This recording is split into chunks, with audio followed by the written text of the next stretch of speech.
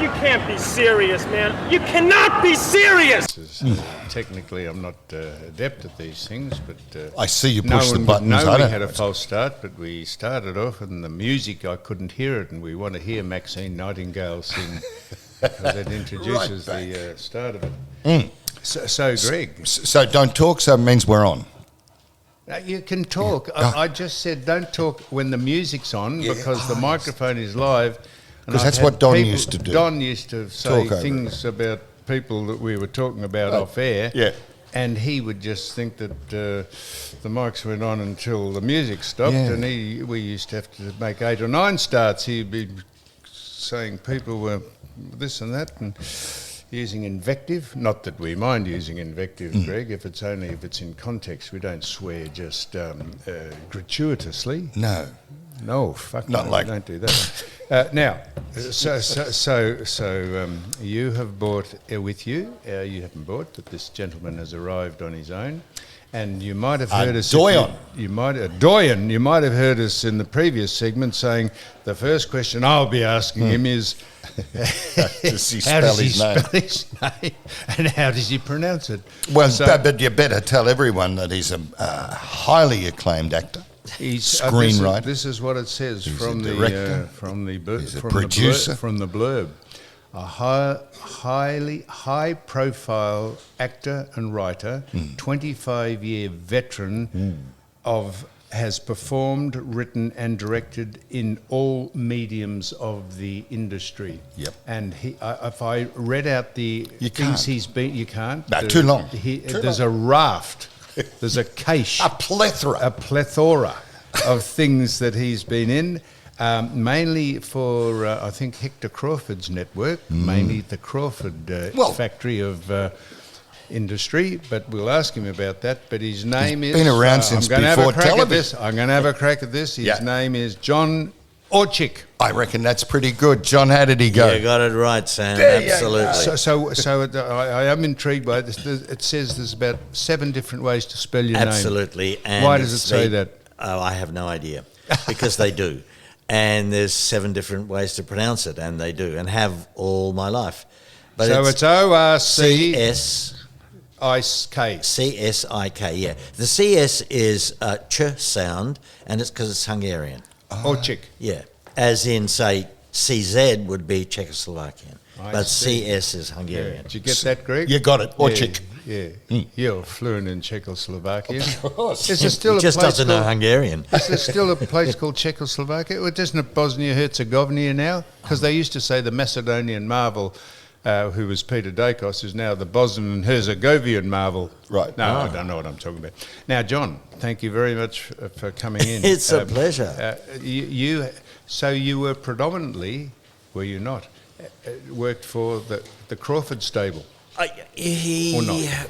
Well, yes and no, in the sense that I did one show that was 6 years long called Cop Shop. Yeah. And that was for that length of time. But I did a lot of other stuff like Homicide, Division 4, Matlock Police, Bluey. I know, and they were all Crawford's. They were all Crawford's. Well, but shows. Crawford's back in those days dominated television. Well, they were the production. biggest. They were the biggest production company in Australia. Yeah. Probably, on a par still are. And did you meet Hector?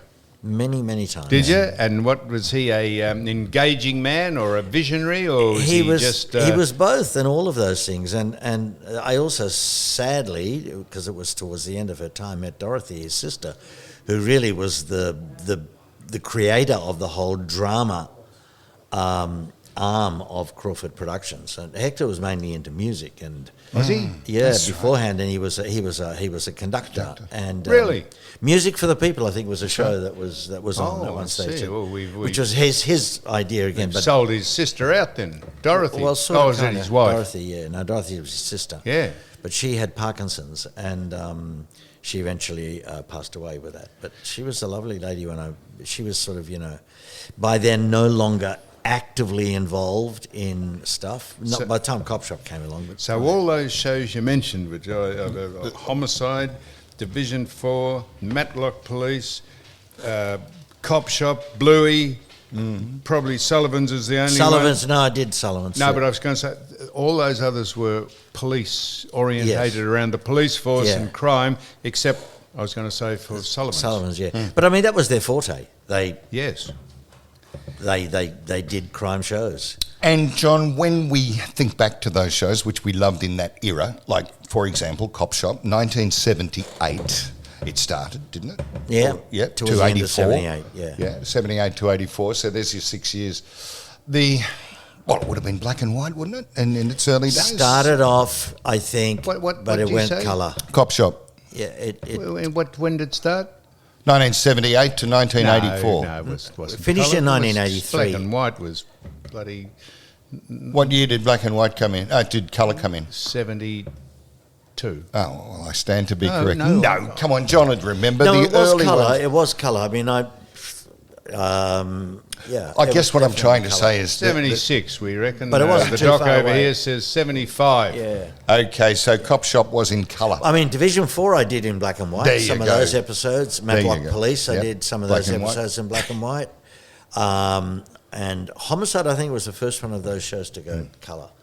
So, for but the Crawford's. production standards, John, that must be so glaring, and the way that they have changed since those years to what we see today. Well, if only they were better, I'd be delighted, but they're really, in a sense, not. Really? I don't think so. I think it was a training ground. You know, a lot of the top people, well, they're sort of getting around my age now, but directors, writers, and they're dropping off the twig as well. But they all became, I guess, now the fathers of what is Australian television. and So the film. new generation of producers, directors, screenwriters are coming through. Are they better? No. No. Not the ones I've met, I don't think. No. I think they everyone's so politically correct, it's just a joke. Which of course didn't exist in Crawford's times. What existed was, hey, you can't have this language after 8 or before 8:30. That's right. Or whatever the time, but they were things drawn up by the networks. They had nothing to do with the production company, who said, well, we can do what we like after 8:30. So, John Orcsik. That's me. Who were... No, I'm only just Yeah, saying just that say, that's for the- right. So, Yeah, you so, got it right. so who, of all the people you worked with at all those different productions, what are some of the memorable things that either went wrong or you had difficulty working with certain people, if you want to mention their names, or you say... What are some of the things that the management had to come down and say to you, now hang on a minute, you've got to get on with these people, or have a professional working relationship with them anyhow, even if you don't like them? I was only Is actually... any of that involved? Oh, a lot of it. But I mean, funny stories. I mean, I loved working with, and I had worked with him before, Crawford's, with Peter Adams, who played JJ in that series. Yep. Georgie Malaby I'd worked with Yes, several Georgie. times. George Malaby. He was... Never heard him called Georgie before. He was a good friend of mine. Yeah, a very good would friend of have to mine. be.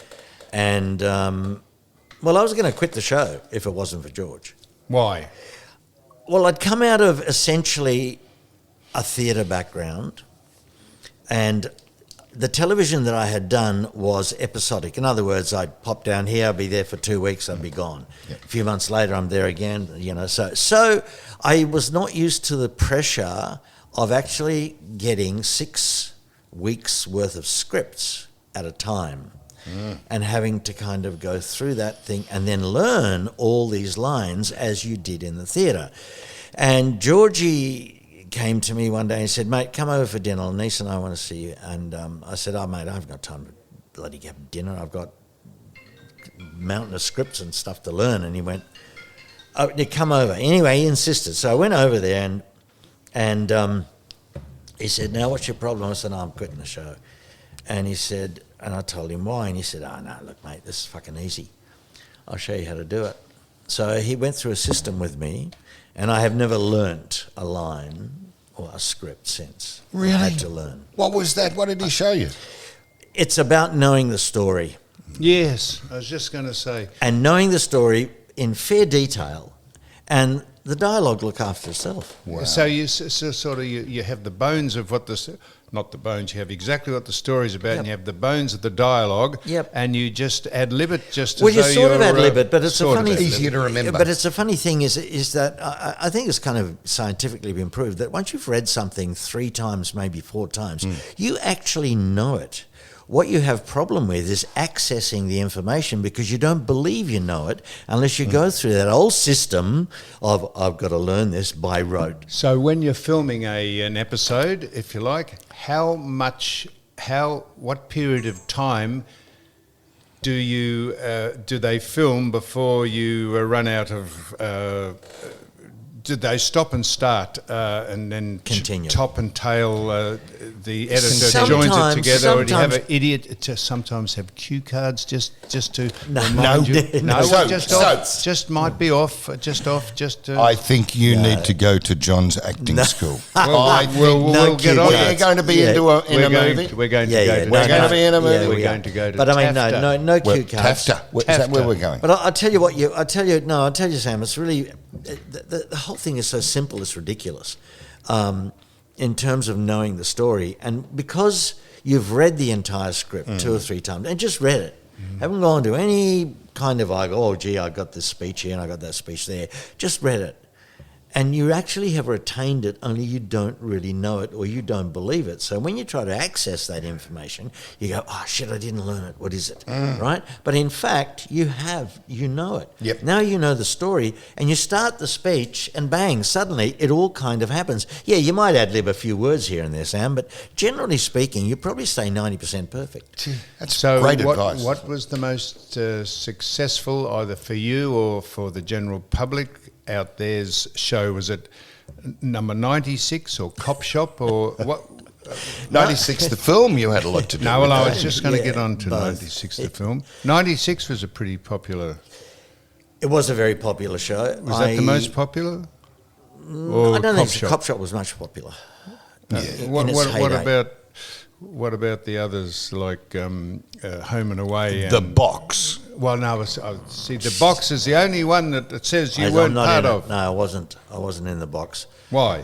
I don't really know. You wouldn't take your gear off or anything, No, I did that. did you? Oh, yeah, I did that in number 96. Oh, did you? What? Yes, several times. Have to pixelate anything? No, but yes, yeah, no, but I did Why did you take your gear off? because it was in the script. Well, I know that. What do you think? He just took his gear off just to frighten the shit out of the people on stage? Well, there on was a bit set. of that, Yeah. but no, because of that, and it was in the script. But I mean, it was all very funny. It was Elaine Lee. Do you think she's Would no that be a longer with closed us? set? Now, that'd be a stupid thing because if you've got a closed set while you're making it and then it's broadcast, it's hardly need a closed set, do you? Well, I mean, no, but I mean on television, I guess. And it was only 16-inch televisions in those days, so you had to be very careful. Well, yeah, but but we managed it. You know, it was all right. It was at the old Channel 10 in Sydney. in Sydney. Sydney, yeah. 96 was in Sydney. It shot up there. And was it good remuneration for doing all Not these? really. Not really? Not compared. That's the only difference today. Is the money comparatively is much more. I got paid very well on Cop Shop, and Paula did as well, and we were the highest 2 actors paid on Cop Shop. But I guess we also drew most of the publicity, so that was. You part didn't of take your gear off to attract Paula, did you? Because you ended up marrying it. Not in the show, no. Paula Duncan.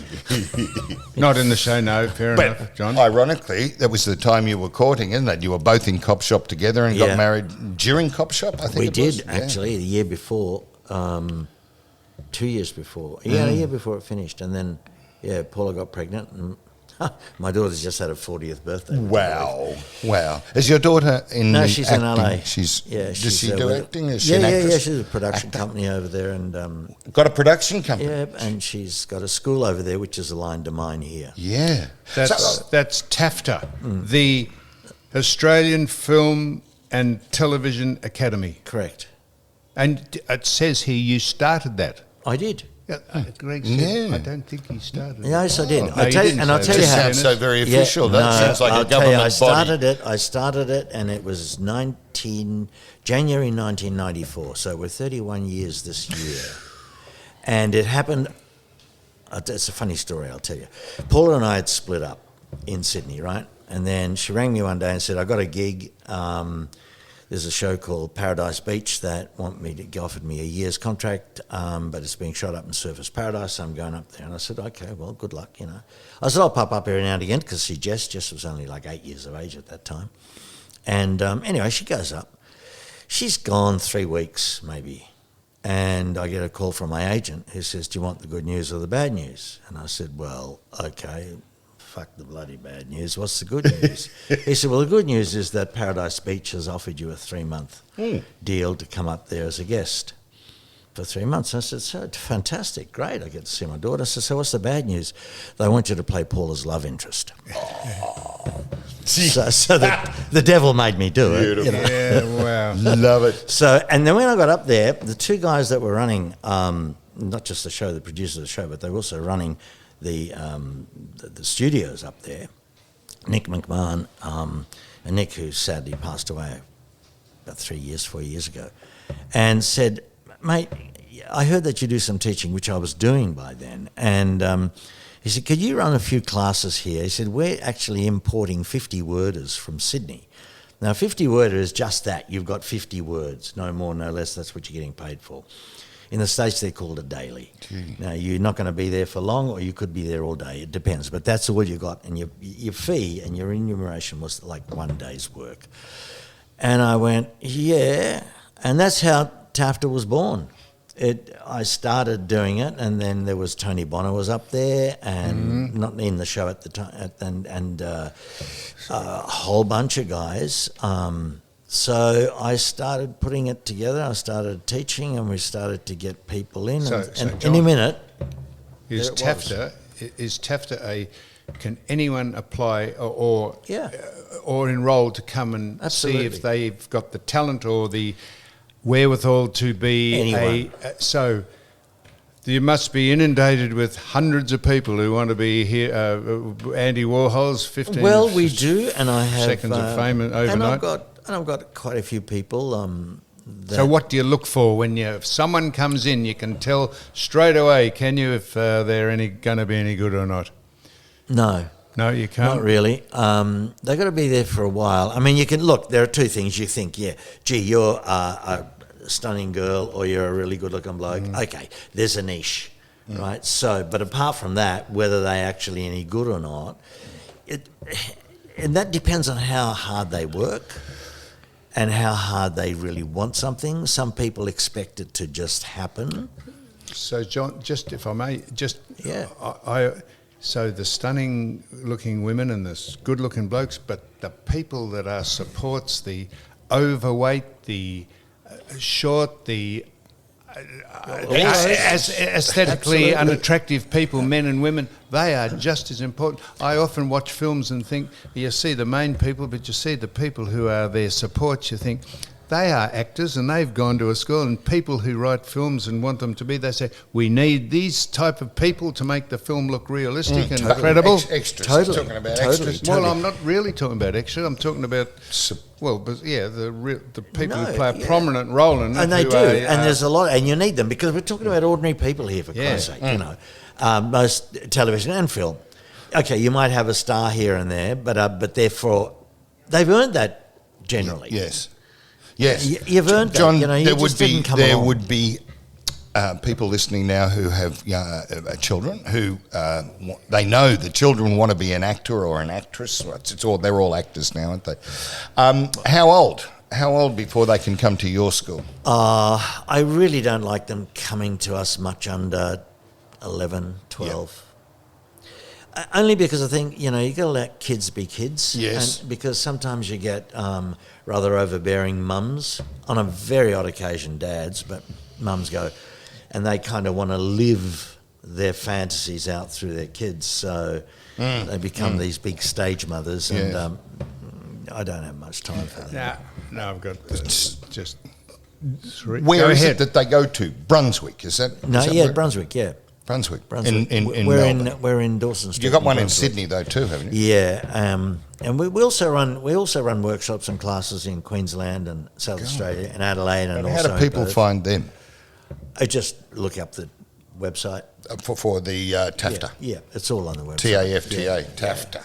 Beautiful. So now, John, this When are we going, Sam? For when we're in the movie? Don't worry, You guys are good enough with bullshit. You don't need me. So this mightn't be in your purview, John, but I've always been interested in these three things. Sex scenes I'm just, if you're a writer or in sex scenes, in the sex scenes we see today, they're pretty raunchy. Do actually people end up having sex? Not that I know of. Not actually physically doing it to make it realistic? Not that I know of. Would that be allowed on set, or were there pretty strict rules about that sort of stuff? Sam, quite often they're body doubles. They're not even the people. Are they? So they'll look for a They have body sex, double. the body doubles. No, well, No? I doubt it.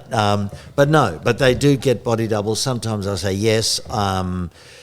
Women in particular say, I'll take my top off and that's it. And and pretty hard to have a body double if you've got the woman's face there and they've taken their top off, though, isn't it? Pretty, you could see that it's not the woman. Okay, can you, because I know who did it, I don't know if you can go back to Game of Thrones, Walk of Shame, that was a body double, that was not her. Really? Yeah. So that's that. So now this is right off left field, but when you see, and this is not... Yeah, go on. When you see in people taking drugs and they got lines of what looks like coke there and they snort it up and they... What do they actually snort? What do they snort No, up? they don't snort No, up but coke. what do they snort? You look at it and you think, what are they doing? What do they snort up? Quite often it's been something like icing sugar. Is it? So that... Yeah, I see. Because that doesn't do you any harm. I mean, you could blow it, it's just sugar. And it melts, disappears.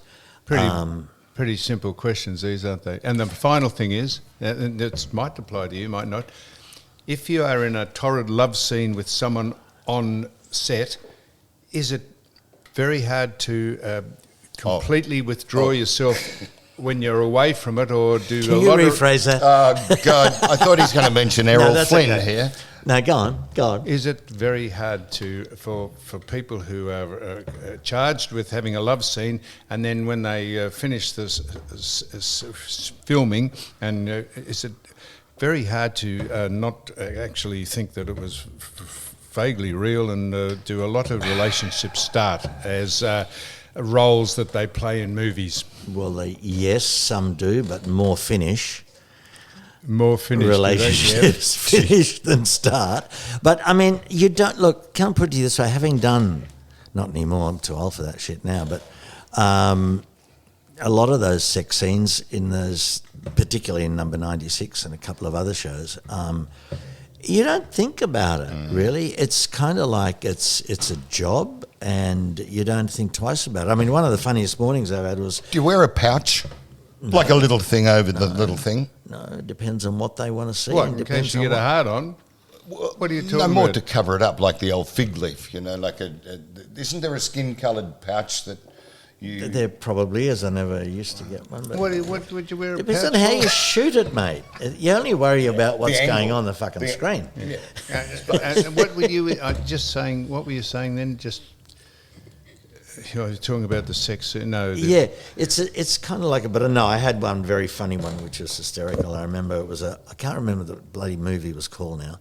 Something about Edge. Anyhow, arriving at White Bay, which is studios in Sydney, at 6 o'clock or in the morning, and going in thinking I was going to do a particular scene that day, and I walked into makeup, and the director was there, and I remember he's a French guy called Henri Safran. He said, "Good morning, Jean."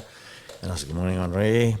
And he said, "Oh, by the way, have you met?" And then he turned around and this actress came in and he said, "Have you met whatever her name was?" I said, "No, how do you do? Nice to meet you." She says, "Good. Well, we are going to do the sex scene first this morning." I said, "What now?" He says, "Yeah, don't bother going to makeup." I said, "Right, no worries." And you'd read the script, so you knew exactly what was going to happen? We shook hands, took our clothes off, and went shooting. Jeez. So when you... That's a very good point you make, because when you watch a film, you just think it's all done in sequence and it starts off...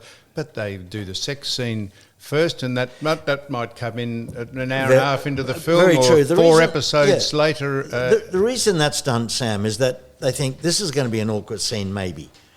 Maybe. I don't know the actors very well. Do they know each other? Whatever. So they go, let's get this out of the way.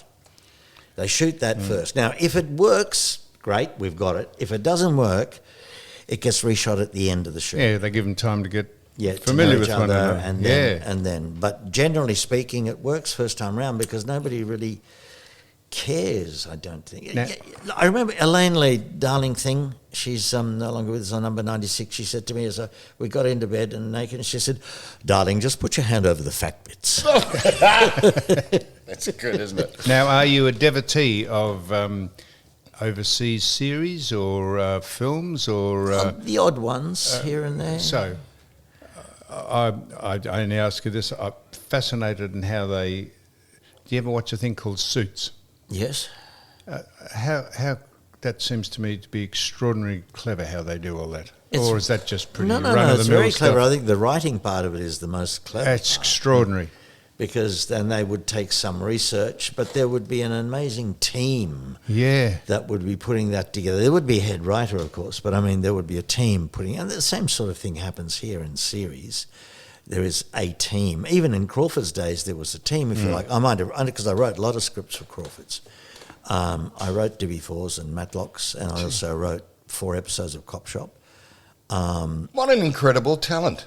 Yeah. What is the main tenet of writing, being a writer for an episode or a series? What is it to keep people tantalised at the end of the episode so that they must watch the next episode? Well, that's kind of like the structure or the format, if you like. Today it's different because you are not writing for the 1 hour structure that used to be television, right? Because now it's streaming, it's going everywhere. So the structure used to be, you had a teaser that had to be between 0 and 4 or 5 minutes, and then from the teaser to the 15-minute mark, from the 15-minute mark to the 30-minute mark. Now, the 30-minute mark was the most important moment.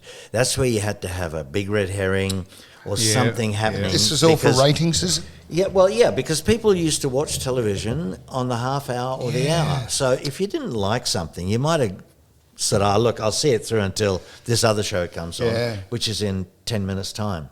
So you had to then get a hook at the half hour mark. And that used to have to be a big hook. But it's the same with streaming these days. There's always an ending that makes you want to watch the next one. I think I'll only watch one more before I go to bed, and then all of a sudden you've binge watched. That's kind of what television is all about. It won't make you want to come back and watch the next episode. Yeah. Because we're selling cornflakes or something. Yeah. So is there a huge industry of egos going on here, or prima donnas, or do you find generally people are generous with who they're working with, or they don't want to take the limelight, or they do, or people who are difficult or rude, or... Oh, there's the odd ones. You'll find that probably the so-called overseas, I'll call them middle star, is the biggest pain in the ass because they think they're a real star, but they're actually not. They've attained a certain notoriety and a certain level, but they're really there. But the really top guys are up there. I've never ever, and I've worked with a few, like Peter Graves, for example. Over the years. Peter was the most generous, wonderful Mission guy to work Impossible? with. Mission Impossible, because I did a couple of episodes of those. I know.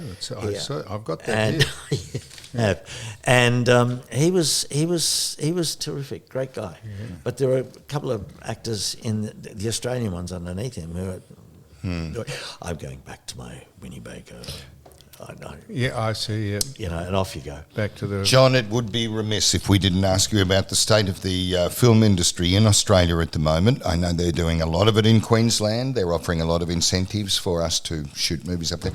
They're doing them here in Docklands, for example. I watched something just the other day, and there they were running around the Yarra River. What was They're it? shooting stuff here. Look, put it to you this way. I actually haven't had that much to do with it. What I have had is looking at scripts that come in, because I get a lot of people that come to me for Sorry, John, the No, dog go farted for it. under the I table. know. See, Jesus. mate, you got to be That like. is terrible. Can't you be like the Queen and just fucking ignore what the corgi does, for Christ's sake? Might have been John. It wasn't. No one could be that. It has to be the dog. He would have left the room Must if it have was gone me. across. I can't. Usually, I'm pretty sharp at that. It's no aroma come my side. Thank Christ. Pernicious effluvia. Yeah. Right. But Where were we? before that, what did you say? No. Don't blame the dog. That Come was on. the dog. It had to be the dog. Nothing can smell that bad, for Christ's sake. Shit. Oh. That's Poor like the thing. bloke, Dennis Lilly tells us, he was, when he was riding in the carriage with the Queen down after they'd been received, having won the Ashes there, they got a ride with the Queen in the carriage, and they're going down one of the streets by the palace, and one of the draft horses, one of the horses was pulling the carriage, did a tremendous fart. And the Queen said, "I am so sorry, I do apologise." And Dennis said, "That's all right, my lady." He said, "I thought it was the horse." It's a good story anyway, Sam. That's a So story. how are we at making pictures here in Melbourne or in Queensland, in Australia? How do we go? Don't forget, the very first motion picture was made in Australia. The old Ned Kelly one back there. Way back. Look, I think we used to make some terrific movies, but as I say, it comes back to the scripts.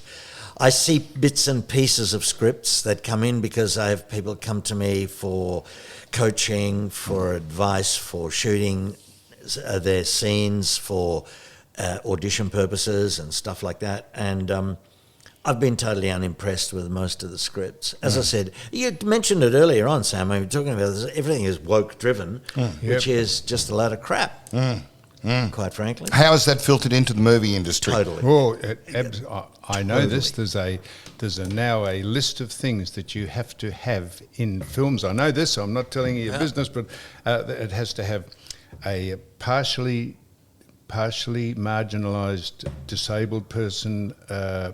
Have to have a quota of those people, not necessarily in the film, but on set. You have to have the diverse and equitable and inclusive people of race, and you have to have age, and it has to. There is a whole list of things that you have to attain in order to get the funding.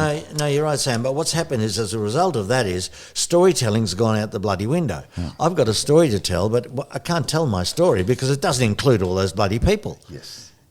It just includes a dog and a kid, for example. Oh, yeah, but what? A dog's gay, maybe. Who knows? I mean, that's what I see. The writing element, not the actors coming out from everywhere, not just from my school, but all over the place, are really fantastic. And the older guys are still around, they're still working. That's one of the beautiful things, isn't it? As the great actors get older, there's always a part for an old actor. Yeah, like me. Well, and the stuff that you're doing now is fantastic. But I do, but I mean, the writing part is something that I've taken a lot more to, but because of the school, I haven't had as much time. But now I'm having just a little bit more time, and part of one of my courses is on sitcom, and I've written so far 2 episodes of a sitcom, which actually is about as unwokish as you can get. It insults almost everybody. Actually, it's insulted almost everybody. Could be the one we're in, Sam. Could be. I'm just trying to find while you're talking. They changed the rating of a film to cover the wokeness. I'm just trying to push on. It's there somewhere, But And John, currently, are you doing a pilot for the ABC? Did I see that somewhere? No. Didn't see that. I don't know. That's a good question. No, I'm not. No, what I've shown is these two episodes of this sitcom series that I'm working on and rehearsing at the moment, that Glenn is going to produce, yes, that he's going to produce. So hopefully next week he'll come and have a look at a run that we've got of one of the episodes. Wow. But it is funny, but I just decided to have a crack at all that and everything. Good. And its absurdity, and it is an absurd piece, but then isn't comedy meant to be taking something serious and pushing it to the X limit? Yes. Therefore it becomes absurd. And it is an absurdist thing. And I love it. How and could it's you fun. ever know? It just might turn out to be another Crocodile Dundee or the Castle. I mean, they wouldn't have known when they made the Castle that it was going to turn out as successful and iconic as that. they didn't, and rightly so. But I mean, nothing ever does. You don't know it. Yeah, you don't know. You just don't know. I don't think you do. So you just do it and then hope for the best, maybe, or don't even hope for the best. Do it for a different reason altogether, and it just gets done. So what turns you on when you watch what films? We're not getting back to sex scenes again, are we? No, but the ones that are true, based on a true story, like Castaway. Castaway. Bullshit. Castaway. Get out of here. You got Tom Hanks and a ball. Hidden Figures, the world's hidden figures about the black genius women who helped launch the space program by calculating before computers. They were absolutely, that should be mandatory in every school to watch that. Talk about diversity and inclusion. Three black women who were geniuses with figures and calculations. They ran the space program when Glenn was put into orbit for the first time. He wouldn't go up into space until the woman had checked the computer, the IBM computer, which was as big as a house. Right. So it's that Fantastic. about women, I mean, and they were it marginalised. is. They weren't allowed to use the toilets. They weren't allowed to drink from the same coffee urn as the white people. It was a fantastic film. The one that the one about the war. Which one? Hacksaw Ridge. Hacksaw Ridge, yeah. What a here. film that. It was The World's Fastest Indian. I About didn't see the world motorbike. Motorbike, yeah, the world's fastest Indian. Oh, the motorbike, yeah. No, I didn't Anyhow. see that. But I mean, I'll go back to what you're talking about in terms of race diversity. I go back to probably one of the best ones made, which was way back by Spielberg, which was The Colour Purple, which launched Whoopi Goldberg Yep. as a young girl. And it is a fantastic film. But see, someone like Spielberg can tell a story on film. And so can a whole bunch of other people. But now, I think the younger directors that I see, they're coming out and everybody's adhering to what you have to X, Y, Z. And they leave a lot to the viewer to assume, which I don't like. Sometimes, if a movie doesn't grab me in the first 30 minutes, I turn it off. Well, it's the 30 same minutes. thing. Well, 15 minutes. It's got to be less than that. Yeah, about a minute. It's like I tell the guys who come to me and want coaching for auditioning, and they go, "What's important?" I say, "The first 7 seconds." Yeah. If you haven't grabbed the director or the producer Yeah. in the first 7 seconds, kiss it goodnight. Yeah. And I said, then the last 10 seconds, because if they actually watch you through, you got to leave them something to remember. The Green Book. Have you seen the Green Book? No, I haven't. Wow, they should be mandatory for all schools. They're about race and racism. They're fantastic because they're true stories. One movie, and I know it's a bit controversial at the moment, but Rust. Your thoughts? How could someone, Alec Baldwin, how could you shoot someone on a set, like accidentally? Well, look, I actually don't know what. What are kind your of thoughts safety- about that? Well, I think they were a bunch of cowboys in the real sense of the word, because look, I tell you what the process is. At least the process that I've been through, and I've had a lot of guns on sets. And you don't touch the gun. You may have a dummy that is there and that you hold and whatever it is, but you don't actually fire anything or fire the weapon until eventually the armourer comes along with the gun. He puts it on the table. He opens the gun right up. You see there's nothing in there. He says, look at it. You look at it. The person I'm firing at looks at it, and everybody goes, okay. Then he puts the whole thing together and he says, this is a blank fire, because you don't actually fire blanks at anyone either, because that can actually kill you. It's a blank fire, which means that all it does is just explode. Just goes bang. Yeah, and the cartridge just explodes outwards, right? So, but nowadays you don't even have to do that. You can do all that digitally. You just point it. You don't even pull the trigger, No, you and don't they even just do that. post-produce and put the bang in. All that yeah. happens. But then in those days, not those days, even obviously currently they don't do that all the time. And then it goes in, and you never actually on set. If I was from here, I'm meant to, and the camera was say over Sam's shoulder, and I'm meant to be shooting him. I'm not aiming at him. I would be aiming that At the gun camera. there, towards the camera or between the shoulder and there. It would never ever go at the person. You never shoot at them or point it at them. Even with all those safety checks, you just don't do it. So how those guys did it, that's what I mean, bunch of cowboys. Yeah.